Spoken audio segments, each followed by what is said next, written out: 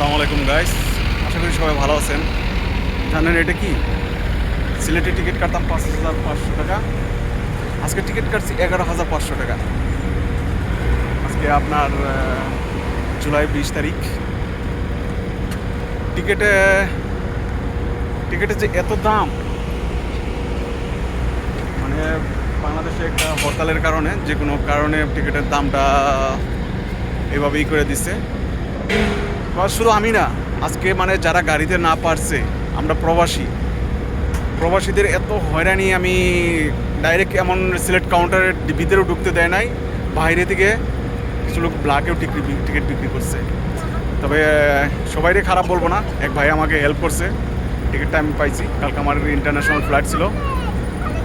ভাই এত ভোগান্ত, আমি এই প্রথম তো টিকিটটা ডাবল দিয়ে কিনছি।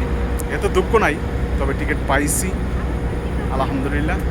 তবে এইরকম হইলে হয়তো দেশের উন্নতি হবে না।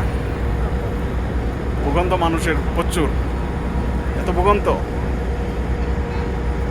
ভাই সবাই দোয়া করবেন, ইনশাআল্লাহ ভালো থাকবেন। আমি ফ্লাইটের কাছে এসে করছি, রাতের 9:30টার ফ্লাইট। ইউএস বাংলার টিকিট পাইছি আলহামদুলিল্লাহ, সিলেট আন্তর্জাতিক এয়ারপোর্ট।